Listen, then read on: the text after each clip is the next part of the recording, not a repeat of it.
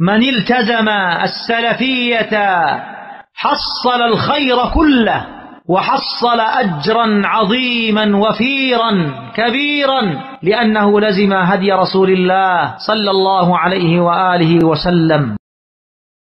إن الحمد لله نحمده ونستعينه ونستغفره ونعوذ بالله من شرور أنفسنا ومن سيئات أعمالنا.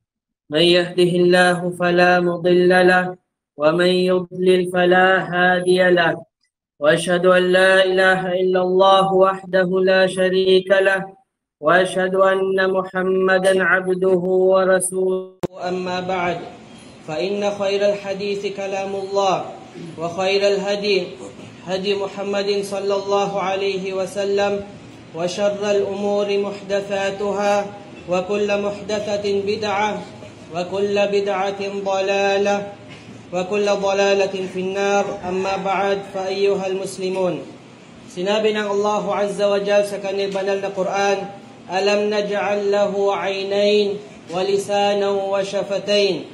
Hindi ba't ginawa namin para sa kanyang dalawang mata at isang dila at dalawang labi? Sinabi ni Imam Al-Qurtubi rahimahullah ta'ala sa kanyang tafsir, thumma addada alayhi ni'amahu faqala alam naj'al lahu aynayn yubsiru bihima wa lisanan yantiqu bihi. Pagkatapos ay binilang niya ang kanyang mga biyaya sa kanya at sinabi, hindi ba't ginawa namin para sa kanyang dalawang mata na sa pamamagitan nito ay nakakakita siya, at isang dila na sa pamamagitan nito ay nakakapagsalita siya. At kung hindi natin iingatan ang ating dila, maaari ito maging dahilan ng ating pagpasok sa impyerno. Sinalaysay ni Imam Al-Bukhari at Muslim sa kanilang sahih mula sa hadith ni Abu Hurairah radiyallahu anhu na sinabi ng Propeta sallallahu alaihi wasallam, innal abda la yatakallamu bil kalimah ma yatabayyanu fiha yazillu biha fin nari ab'ada ma bayna al mashriqi wal maghrib. Katotohanan ng isang alipin ay nagsasalita ng isang salita na hindi niya iniisip kung ito ba ay tama o mali, at dahil dito ay mahuhulog siya sa apoy ng impyerno na mas malalim pa kaysa sa agwat sa pagitan ng silangat at kanluran. At isinalaysay ni At-Tirmidhi at An-Nasa'i mula kay Mu'adh bin Jabal radiyallahu anhu na nagsabi, fa'akhadha bilisanihi wa qala kuffa alayka hadha. Pagkatapos ay kinuha niya ang Rasulullah sallallahu alaihi wasallam ang kanyang dila at kanyang sinabi, pigilan mo ito. At sinabi ni Mu'adh bin Jabal radiyallahu anhu, ya Nabi Allah, innama lamu'akhadhuna bima natakallam bih. O propeta ng Allah, pananagutin ba kami sa aming mga sinasabi?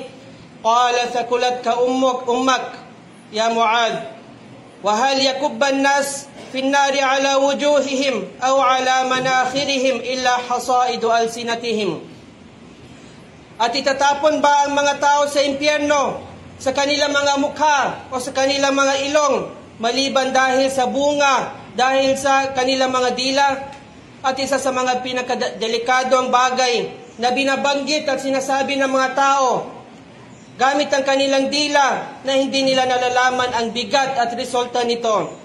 At ito ang al-istihza'u bid-din, ang pangungutya sa relihiyon ng Allah Azza wa Jal.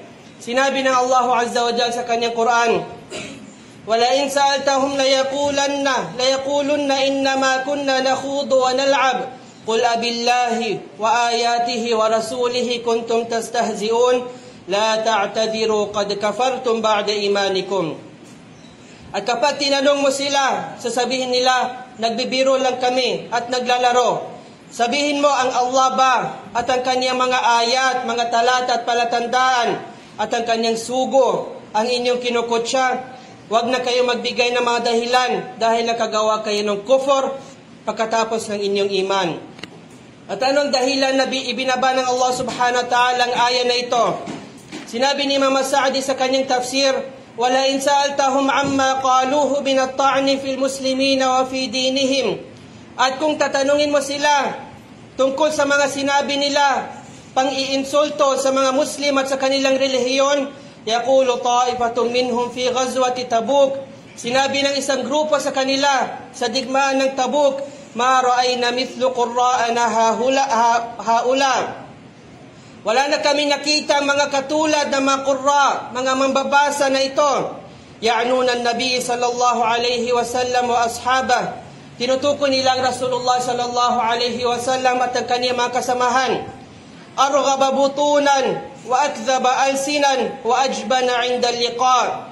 Na mas matatakaw ang kanilang mga tiyan, mas sinungaling ang kanilang dila, at mas duwag sa harap ng kalaban. At sinabi ni Imam At-Tabari sa kanyang tafsir na sinabi ng mga grupo na ito, "Yarju hadha ar-rajul an yaftaha qusur ash-Sham wa husunaha, hayhata hayhat." Umaasa ang lalaking ito, ibig sabihin ng Rasulullah sallallahu alaihi wasallam, na masakop niya ang mga palasyo at ang mga kuta, ang mga fortress sa Sham.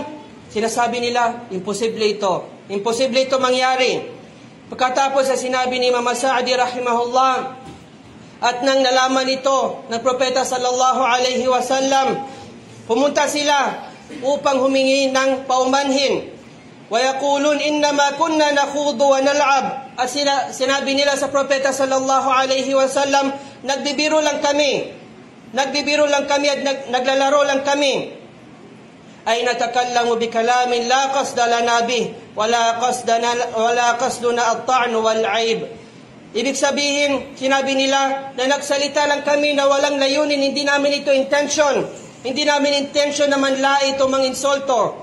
Kaya ibinaba ng Allah subhanahu wa ta'ala ang aya na ito. At hindi tinanggap ng Allah subhanahu wa ta'ala ang kanilang mga dahilan, ang kanilang mga excuse. Sinabi ng Allah, "Qul abillahi wa ayatihi wa rasulihi kuntum tastahzi'un, la ta'tadiru qad kafartum ba'da imanikum." Sabihin mo sa kanila, Muhammad, ang Allah ba, ang kaniyang mga ayat at ang kaniyang mga sugo ang inyong kinukutsa? Huwag na kayong magbigay ng dahilan dahil tumalikod kayo at lumabas kayo sa Islam pagkatapos kayo ay mga mu'minun. فَإِنَّ الْإِسْتِهْزَاءَ بِاللَّهِ وَآيَاتِهِ وَرَسُولِهِ كُفْرٌ مُخْرِجٌ عَنِ الدِّينِ. Sinabi ni Imam Sa'di, katotohanan, ang pangungutya sa Allah at ang kaniyang mga aklat at sa kaniyang sugo ay kufur at isang uri ng hindi paniniwala na nagpapalabas sa isang tao mula sa Islam. لأن أصل الدين مبني على تعظيم الله وتعظيم دينه ورسله. Dahil ang pundasyon ng Islam ay nakatayo sa pagpaparangal at pagdakila kay Allah sa kanyang relihiyon at kanyang mga sugo. والاستهزاء بشيء من ذلك مناف لهذا الأصل ومناقض له أشد المناقضة.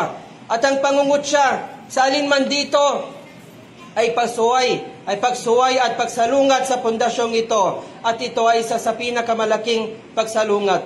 At sinabi ni Sheikh Abdul Aziz ibn Baz, rahimahullah ta'ala, kaya ang pangungutya sa Jannah, ang pagbibiro natin tungkol sa Jannah at sa impyerno, sa Islam, sa pangkalahatan, o sa tauhid, o sa sala, sa zakat, o alinman bahagi ng relihiyon, ito ay ridda, ito ay pag-alis mula sa Islam, ayon sa ijma' ng mga ulama.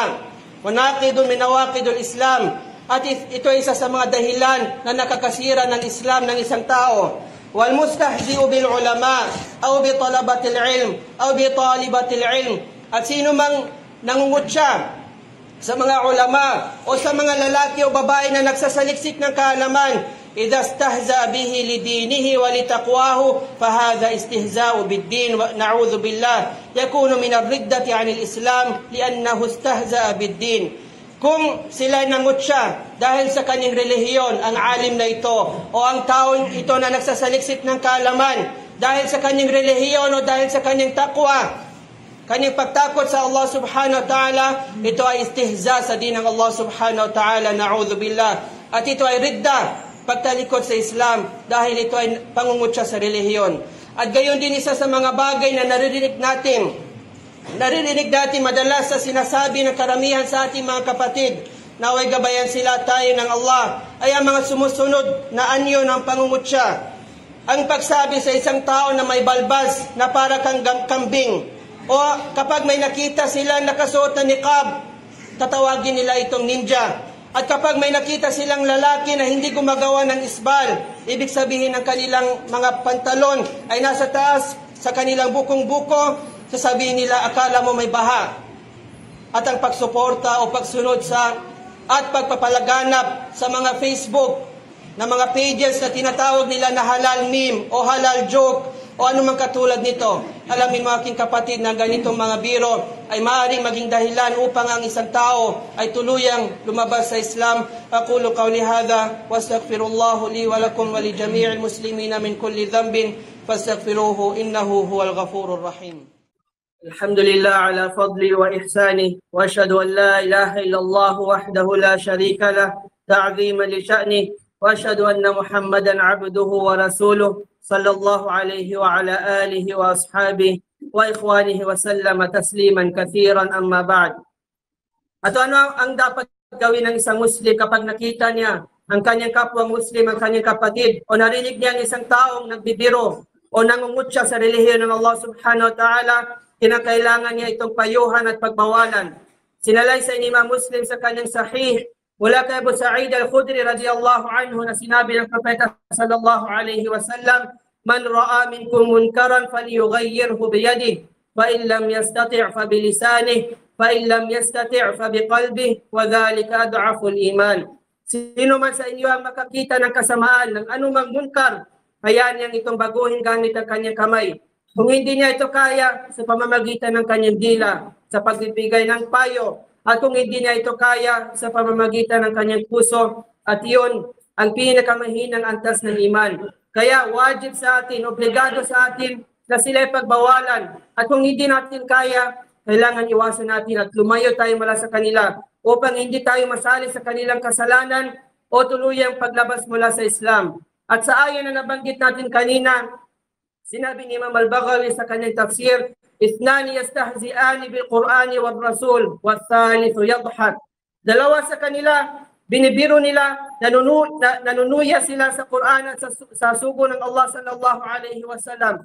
At anong kasalanan ng ikatlo? Tumawa lang siya. At dahil dito, itinuring sila lahat ng Allah subhanahu wa ta'ala na lumabas sila sa Islam. Kasali na dito ang taong tumawa lamang.